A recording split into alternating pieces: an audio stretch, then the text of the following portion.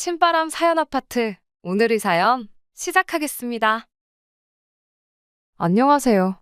없는 형편에 두 사람 힘을 합쳐 열심히 살면 사는 게 조금 고달플지언정 같이 고생하는 만큼 행복하게 잘 살 수 있을 거라 믿었는데 이렇게 파혼하게 되다니.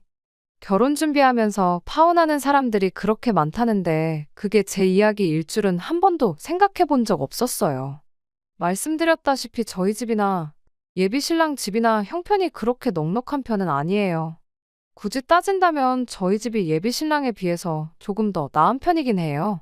재산이나 그런 게 더 많아서 형편이 낫다기보단 저는 외동인데 예비 신랑은 밑으로 동생이 둘이나 더 있거든요.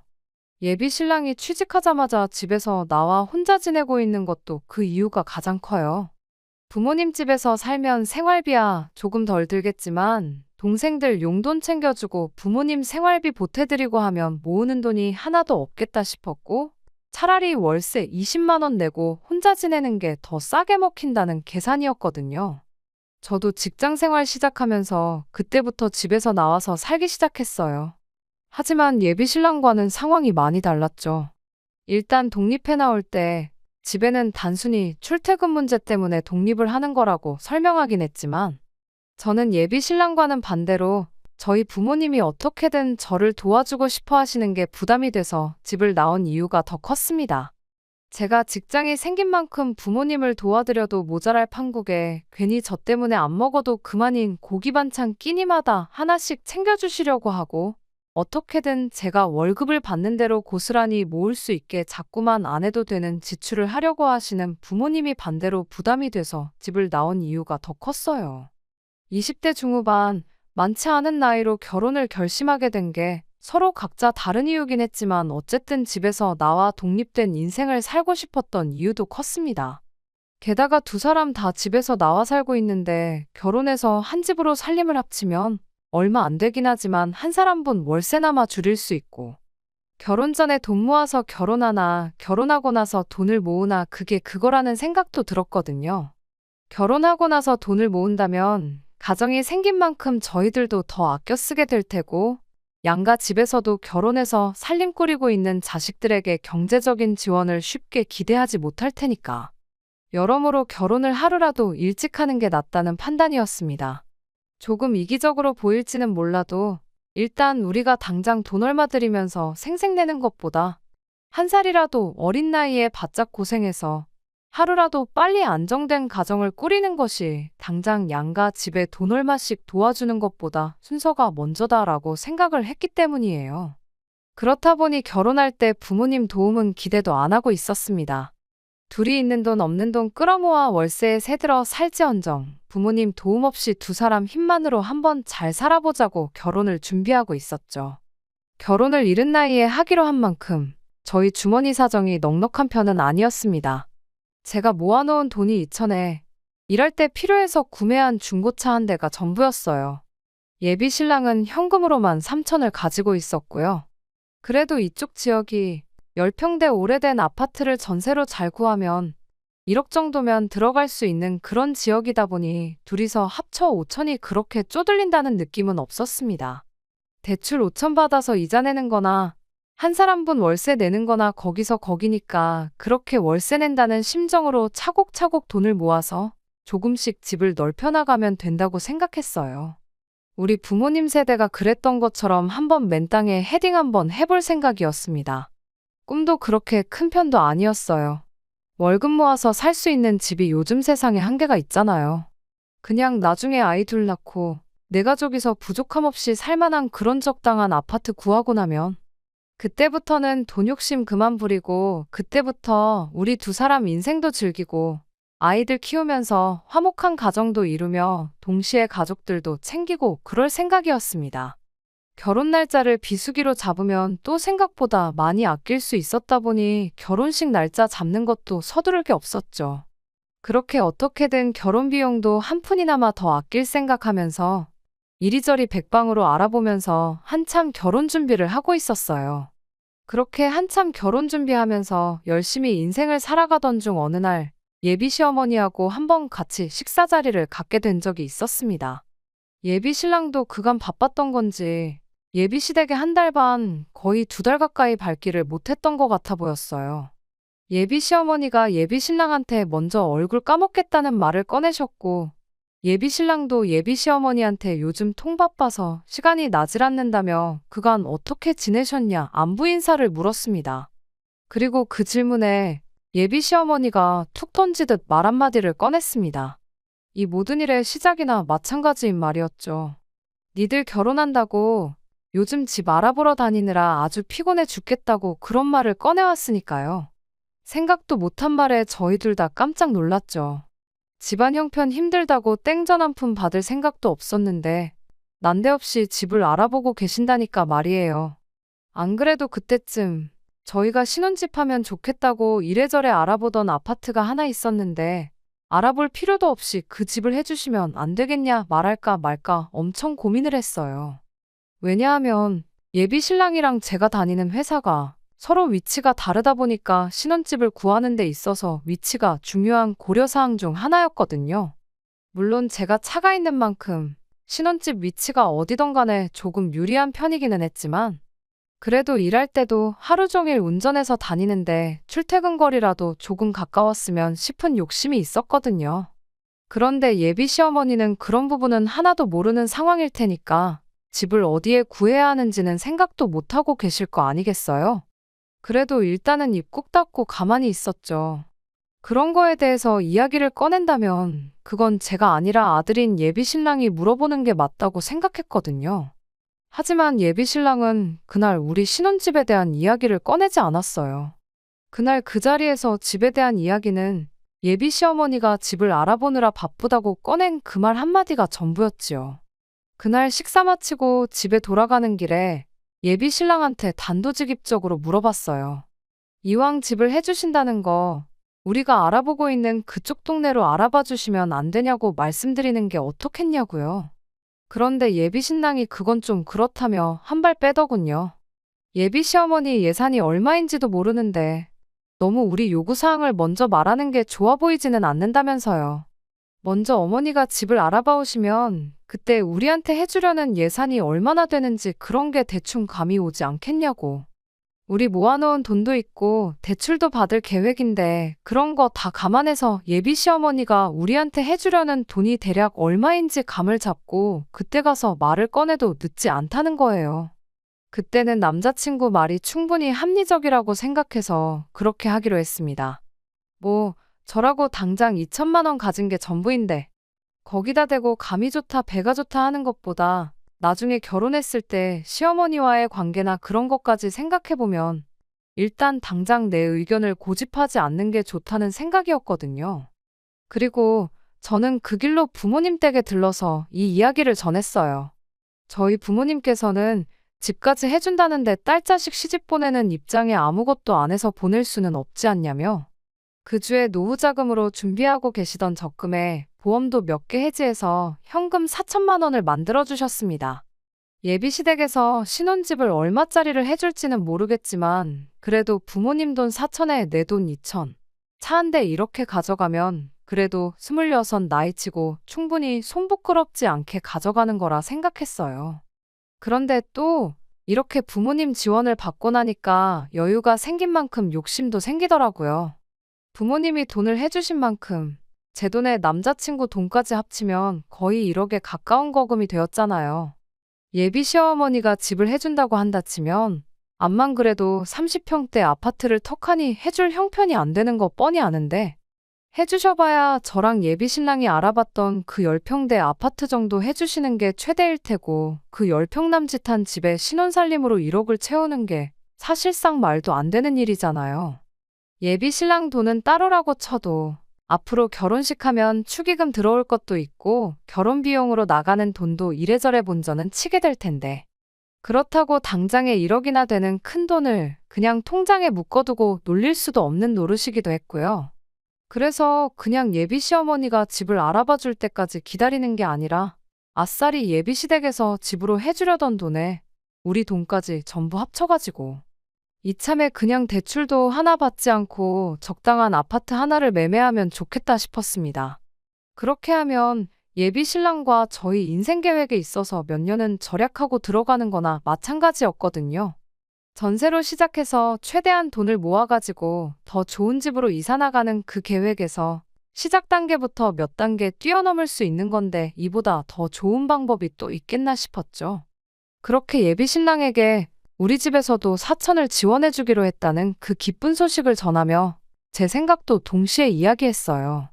예비 신랑도 듣고 보니 제 말이 일리가 있는 소리라며 어머니가 집을 구해줄 때까지 기다리는 것보다 네 돈 내 돈 할 것 없이 전부 모아 합쳐가지고 집을 매매하는 쪽으로 이야기를 해보겠다고 기대에 차서 이야기를 해왔어요. 그런데 한국말은 끝까지 들어봐야 안다는 말이 그 말이 뭔지 딱 알겠더라고요. 예비 시어머니가 꺼냈던 니들 결혼한다고 집을 알아보고 있다던 그 말이 전후사정 생각 안 하고 맨 처음에 나온 니들 결혼이라는 그 말 한마디 때문에 저희가 착각을 했던 겁니다. 저희 결혼 때문에 집을 구하는 건 맞았지만 저희 살 집을 구해준다는 게 아니고 당신들 이사 나갈 집을 알아보고 있었던 거예요. 예비 신랑 밑으로 동생들이 지내기 좀 더 편한 곳으로 말이죠. 저희 결혼하는 건 결혼하는 거고 이사는 이사대로 따로였던 겁니다. 사실 그걸 가지고 누구 탓을 할 수는 없었어요. 우리가 김치국을 마셔도 한참 잘못 마신 거였으니까요. 하지만 저희 부모님은 그것 때문에 들고 있던 보험도 잘 모으고 있던 적금까지 깼는데 그거 생각하면 정말 저희 부모님 볼 면목이 없더군요. 집에 가서 부모님께 어떻게 말을 꺼내야 하는지도 정말 고민이었어요. 거의 2주 가까이 그 충격에 결혼 준비도 뒷전으로 미루고 걸려오는 부모님 전화도 피하고 혼자서 쓸데없는 고민하는데 시간을 허비했습니다. 그런데 막상 부모님께 이 이야기를 전하니 사정이 그런데 충분히 그럴 수도 있는 거 아니겠냐며 오히려 그냥 무심코 던진 말에 그런 착각을 할 만큼 결혼하는데 아무 도움도 못 해준 게 미안하다며 저한테 되려 사과를 하시더라고요.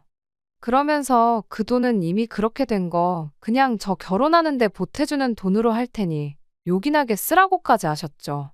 정말 죄송스럽고 감사한 마음에 눈물이 다 날 지경이었습니다.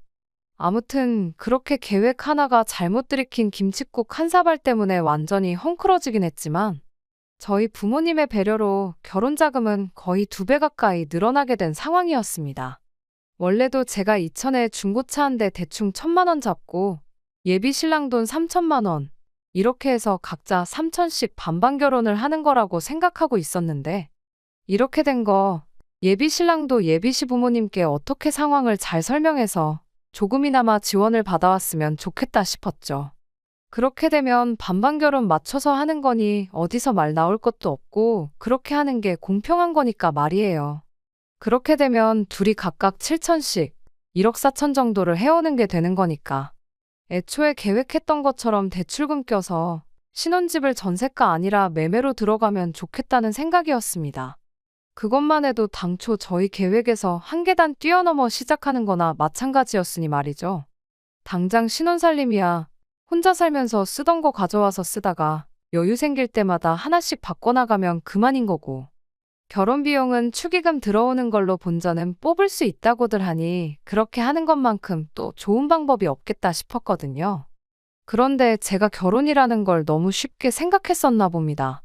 정말 백번양보해서 예비 신랑이 집에서 그 어떤 지원을 못 받아온다고 해도 저는 아무 상관없었어요. 집에서 지원금 받아와서 반반 결혼하자고 한 것도 순전히 저 혼자만의 생각이었으니까요.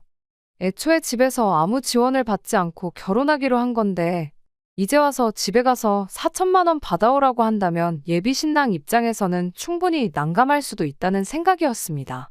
그러니 사실 아무 지원을 못 받아온다고 해도 그걸 가지고 예비 신랑을 원망하거나 탓할 생각이 전혀 없었어요. 그냥 4천만 원 더 대출받아서 이자 조금 더 내면 되는 일이라는 생각까지 가지고 있었죠.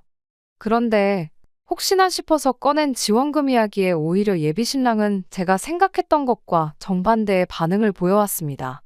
갑자기 어디서 장남 효자병에 제대로 걸려버려가지고 온 거예요. 4천만 원 이야기를 꺼내니 되려 예비 신랑이 안 그래도 저한테 기니 할 이야기가 있었다며 입을 열었습니다. 집에서 지원을 받아오는 게 아니라 자기가 결혼 자금으로 모아놓은 3천만 원을 자기 가족들한테 주고 싶다는 거예요.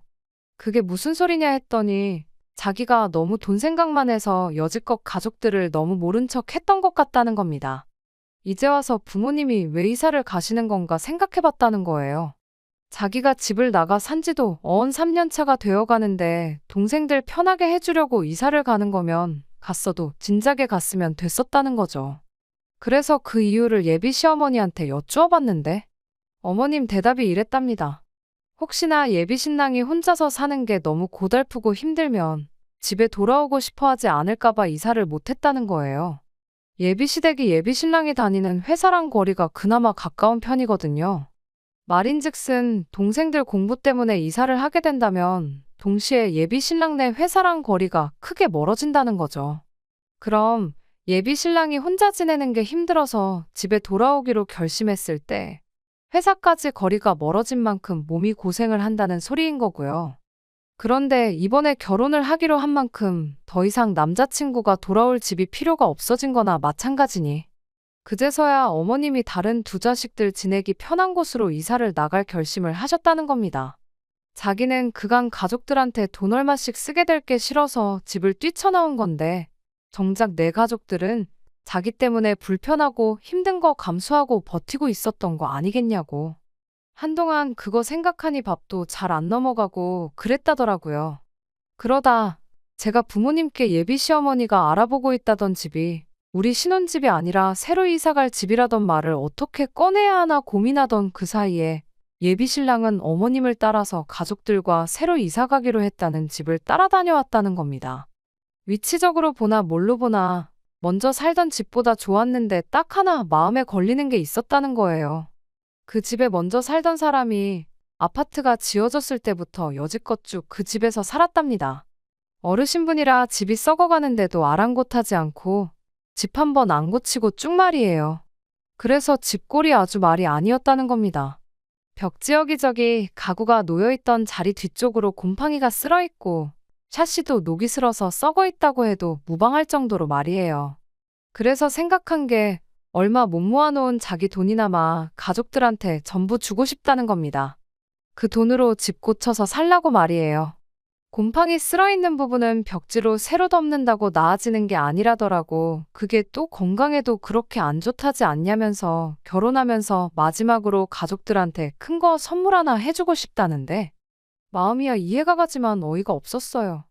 우리가 일찍 결혼하기로 정했던 게 그만큼 빨리 가정을 꾸려서 우리 삶의 안정도 찾고 그걸 기반으로 가족들도 도와주기로 했고 그런 거잖아요. 그러니까 말인즉슨 마지막으로 도와주자는 게 아니라 시작부터 있는 돈 다 퍼주고 시작하겠다는 소리나 마찬가지였죠. 여지껏 가족들한테 땡전 한 푼 주기 싫다고 독립해 나와서 살았으면서 이제 와서 그게 후회된다고 얼마 안 되는 돈이나마 전 재산을 퍼주겠다고 하니 어이가 없었죠. 예비 신랑한테 나라고 우리 부모님 안 도와주고 싶겠냐고. 일단 우리가 먼저 자리를 잡는 게 우선이고 도와드리는 건 그 다음이 되는 거 알고 있지 않느냐고 했더니 그 말에 한다는 소리가 글쎄. 제가 부모님한테 받아온 돈 4천을 안 쓰고 돌려드리면 똑같아지는 거 아니냐입니다. 그게 무슨 어린 반푼어치도 없는 소리냐 했죠. 그랬더니 예비 신랑이 이해가 안 되냐면서 그 돈을 돌려드리면 저희 부모님한테는 여유자금이 4천이나 생기는 거 아니냐고. 자기가 가족들한테 자기 돈 해주는 거랑 따지고 보면 똑같은 거 아니냐는 거예요. 어이가 없어서 너는 계산을 할 줄 모르는 거냐 아니면 네 편한 대로 계산을 하고 있는 거냐 한마디 따졌습니다. 애초에 없던 돈이 생긴 건데 나는 0이 되는 거고 너는 마이너스가 되는 건데 그게 어떻게 똑같을 수가 있냐고 계산 똑바로 하고 떠들라고 했죠. 멍청이가 아니고서야 계산을 그렇게 할 리가 없을 텐데 예비 신랑도 그걸 상정 못했다고 생각하지는 않습니다. 그냥 이제 와서 가족들한테 어떻게 퍼주고 싶으니 말도 안 되는 억지를 부리는 거라고 생각했어요. 아니나 다를까 예비 신랑이 입에 거품을 물면서 저한테 따지고 들더라고요. 어차피 그 돈 없이도 하기로 했던 결혼인데 이제 와서 그게 뭐가 중요하냐고요. 세상에 돈 3천씩 들고 결혼하는 사람들이 어디 있냐고. 자기 3천이 있으나 없으나 그렇게 큰 차이는 없다는 겁니다. 당초 계획이 전세 대출 받아서 1억짜리 집에 들어갈 계획 아니었냐고. 5천을 대출받나 1억을 대출받나 이자 내는 거 계산해보면 그렇게 큰 차이가 나는 것도 아니랍니다. 그러니 정 모으면 부모님 돈도 돌려드리고 저도 제 모은 돈까지 부모님한테 드리라고. 그리고 아예 돈 빵원으로 한번 시작해보자면서 끝까지 자기 돈은 가족들을 위해 써야만 하겠다네요. 이날이 때껏 가족들한테 땡전 한 푼 해주는 게 아깝다고, 혼자 지내는 월세에 생활비까지 부담해가며 혼자 쓰고 싶은 대로 펑펑 쓸 때는 언제고, 이제 와서 갑자기 장남 효자병이 걸려서 가족들한테 퍼주지 못해 안달이냐고. 그렇게 가족들 생각에 눈물이 앞을 가리면 그냥 맨몸으로 결혼하는 게 아니고 지금부터라도 가족들 뒷바라지 하면서 살라고 결혼도 없었던 일로 하자고 한마디 해줬습니다. 그런 제 말에 예비 신랑은 눈 하나 깜짝 안 하고 그러자고 되려 큰 소리를 치더군요. 결혼 준비만 거의 반년을 넘게 하고 있었는데 그 기간이 무색하게 파혼하고 끝내버리는데 단 하루밖에 걸리지 않았습니다. 처음에는 진짜 파혼하게 된 건가 싶고, 연애 시작했을 때부터 결혼 준비하던 때까지 일들이 다 거짓말 같고 믿을 수가 없었는데 며칠 지나지 않아서 그런 마음은 사라지고 오히려 속이 후련해지더라고요. 시작부터 이 모양인데 앞으로 봐야 할 더러운 꼴 생각해보면 차라리 이렇게 된 게 나중 가서 같은 이유로 이혼하는 것보다 100번 나은 게 아닌가 싶었거든요. 그런데 그렇게 일주일 지나서 예비 신랑이 저희 집까지 찾아와 저한테 싹싹 빌기 시작했어요. 집단에는 연애하면서 몇 번 말다툼했던 거랑 똑같은 거라 생각했나 봐요. 그런데 며칠이 지나도 제가 연락도 다 무시하고 그러고 있으니 사태의 심각성을 그제서야 깨달았는가 보더라고요. 그날 사과를 했어도 모자랄 판에 이젠 파혼으로 협박까지 하려는 사람인 걸 알았는데 이런 사람과 결혼할 이유가 하나도 없다 싶었어요. 그렇게 예비 신랑한테 구질구질하게 집까지 찾아오지 말라고 가서 가족들 뒷바라지나 실컷 해주라고 속 시원하게 한마디 해주고 얼굴에 소금까지 뿌려줬어요. 재수 온 붓는다고 얼른 꺼지라고요. 26 나이로 부모님 신세지기 싫다고, 걱정 끼쳐드리기 싫다고 뭐 하나 가진 거 없는 상태에서 결혼하려고 했던 게 참 후회가 됩니다. 오히려 그것 때문에 부모님이 제 걱정만 실컷 하게 만든 격이니 말이에요. 옛날이면 진작에 결혼해서 벌써 애도 있을 나이긴 하지만 지금은 그렇게 많은 나이도 아니잖아요.